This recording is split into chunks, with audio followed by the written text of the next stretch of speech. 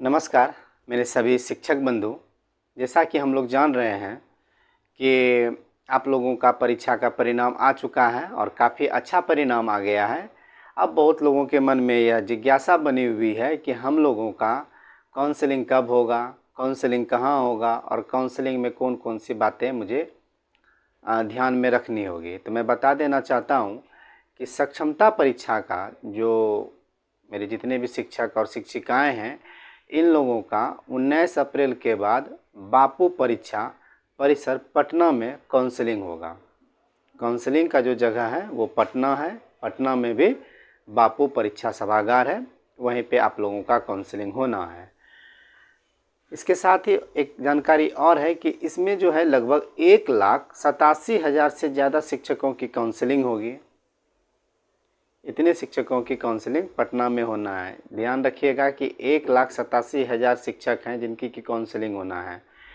Counselling के लिए जो वहाँ व्यवस्था होगी वो जिलावार होगी, क्योंकि बहुत सारी भीड़ होगी और भीड़ को एक जगह लाने से तो काम नहीं होगा। इसलिए विभाग का यह सोच है कि उसे हम लोग जिलावार बना दे ताकि आने वाले आगंतुक शिक्षकों को किसी प्रकार की परेशानी ना हो। साथ ही विभाग के द्वारा जो कर्मी नियुक्त होंगे उन्हें भी कार्य करने में सहूलियत होगी। जब तक एक सही कोऑर्डिनेशन नहीं होगा तो किसी भी कार्य का संपादन करना बड़ा ही मुश्किल होता है। 15 अप्रैल तक काउंसलिंग की तिथि की सूचना आप लोगों को मिल जाएगी। 19 से अगर आप लोगों का काउंसलिंग है तो 15 अप्रैल से आप लोगों को काउंसलिंग के बारे में पता चलने लगेगा कि हम लोगों का काउंसलिंग किस तिथि को कहाँ होने वाला है। साथ ही आपको ये हम बता देते हैं कि 4 जून के बाद जो है स्कूल आवंटन का कार्य प्रारंभ हो जाएगा।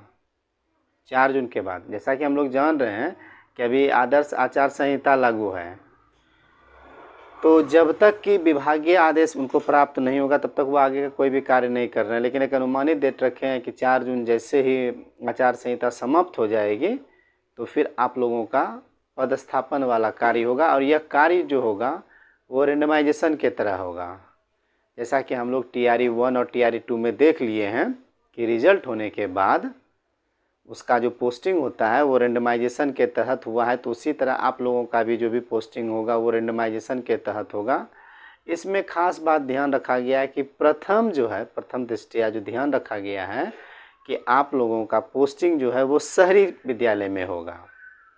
और जब शहरी विद्यालय फुलफिल हो जाएगा, वहाँ रिक्ति नहीं रहेगी, तब आप लोगों को ग्रामीण विद्यालय में पदस्थापित किया जाएगा। और इसके लिए भी विभाग क्राइटेरिया जो रखे है वो तो पहला प्रायोरिटी उनका मार्क्स का ही रहेगा कि मार्क्स के आधार पे शहरी विद्यालय का पहला चयन होगा और जिसका कि मार्क्स कम होगा तो उन्हें ग्रामीण क्षेत्रों में पदस्थापित किया जाएगा। लेकिन ये डिपेंड करता है सब्जेक्ट पे कि इस सब्जेक्ट के कितने अभ्यर्थी हैं और कितने अभ्यर्थी इसमें पास हुए हैं वो, इसलिए बहुत ज़्यादा सोचने की बात नहीं है। आप अभी जिस भी स्थिति में, अच्छी स्थिति में, बस अपने आप को आप आरामदायक ही समझ आगे की ओर बढ़िए।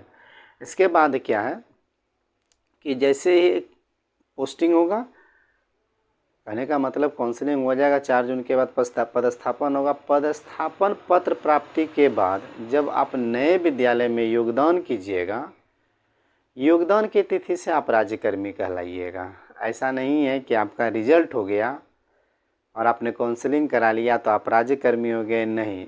जब वहाँ से आपको पदस्थापन पत्र प्राप्त हो जाएगा, पदस्थापन पत्र मुझे जहाँ तक कि अपना अनुभव है वह आपको जिले के जिला शिक्षा पदाधिकारी ही देंगे और उस पदस्थापन पत्र को लेके आपको विद्यालय जाना है और जो निर्देश विभाग ने पहले ही प्रेषित कर दी है उस प्रोसेस के अनुसार आपको विद्यालय से सारा पेपर लेके नए विद्यालय में योगदान करना है। और जब नए विद्यालय में जिस दिन से आप योगदान कीजिएगा उस दिन से आप राज्यकर्मी कहलाइएगा।